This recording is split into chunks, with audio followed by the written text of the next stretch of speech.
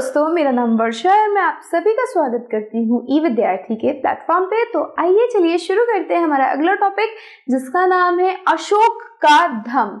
अब धम्म क्या है, किस प्रकार से धम्म बना और इसके अंदर कुछ नीतियां थी नहीं थी वो सब समझेंगे। लेकिन ये जो चक्र है, ये जो चक्का जिसे हम कहते हैं, व्हील जिसे हम कहते हैं, ये अशोक के धम्म को कई बार डिनोट करता है, अशोक के धम्म का प्रतीक माना जाता है। आगे देखते हैं।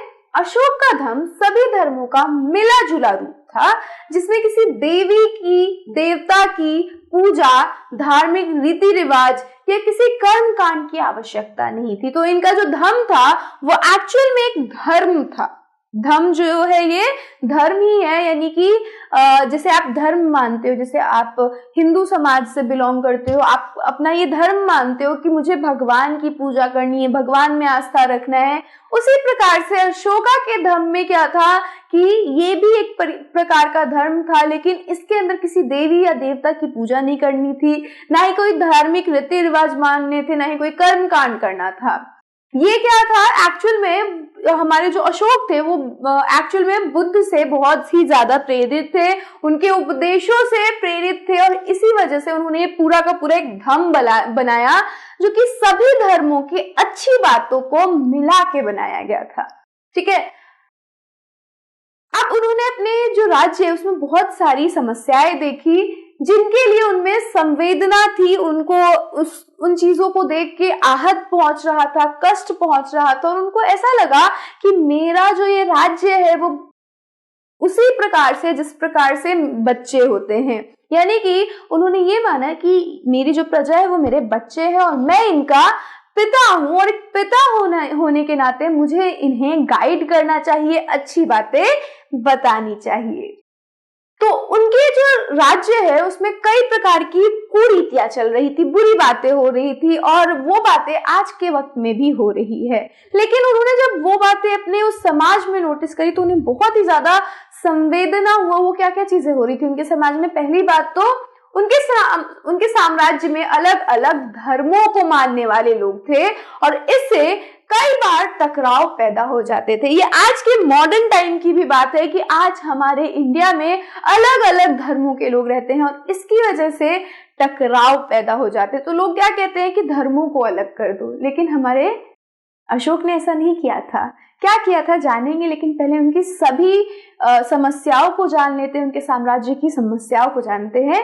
दूसरी बात ये थी कि जानवरों की बलि चढ़ाई जाती थी, तो उनके साम्राज्य में जानवरों की बलि चढ़ाई जाती थी, और बुद्ध ने बहुत बार ये बात कहा था कि कभी भी हमें किसी जानवर को, किसी जंतु को कष्ट नहीं पहुंचाना चाहिए। और आपको मैंने अभी बताया कि हमारे अशोक बुद्ध की उपदेशों से प्रेरित थे, तो जानवरों की बलि को देख के वो बहुत आहत होते थे, परेशान होते थे। तीसरी बात ये होती थी कि दास और नौकरों के साथ क्रूर व्यवहार किया जाता था, बुरा व्यवहार किया जाता था, और इसके अलावा परिवार में पड़ोसियों के बीच भी झगड़े होते रहते हैं। तो ये आज भी हो रहे हैं हमारे परिवार में और हमारे पड़ोसियों के बीच झगड़े, और अशोक के वक्त आज से 2000 वर्ष पूर्व भी हमारे समाज के अंदर ऐसे झगड़े हो रहे थे। और इन्हीं चीजों को देख के हमारे अशोक ने धम्मा को धम्म बताया कि किस प्रकार से एक इंसान को अपने आप को कंडक्ट करना चाहिए, किस प्रकार के कार्य किसी भी इंसान को करना चाहिए। अशोक ने यह महसूस किया कि इन समस्याओं का निदान उनका कर्तव्य है। एक पिता की भांति उनका ये कर्तव्य है कि वो इन समस्याओं का हल निकाले, सॉल्यूशन निकाले।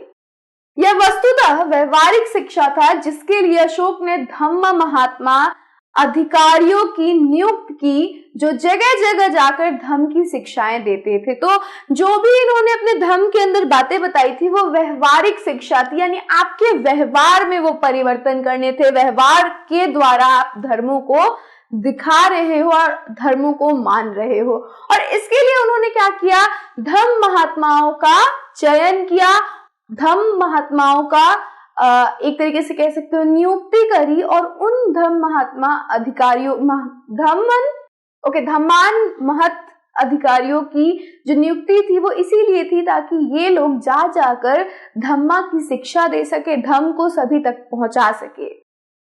अशोक ने अपने संदेश कई स्थानों पर शिलाओं और स्तंभों पर खुदवा दिए, यानी कि उन्होंने सभी के पढ़ने के लिए, सभी जो भी लोग पढ़ सकते थे और जिनको भी पढ़ना आता था वो इन शिलाओं से, इन पत्थरों के ऊपर लिखे हुए धम्म के नियमों को पढ़ सके, इन स्तंभों पे लिखे गए नियमों को पढ़ सके और लोगों को सुना सके और खुद भी इसका पालन कर सके। तो अशोक ने ये सारी चीजें करी ताकि उनका जो धम्म है उसके बारे में सभी को, जन समाज को पता चले।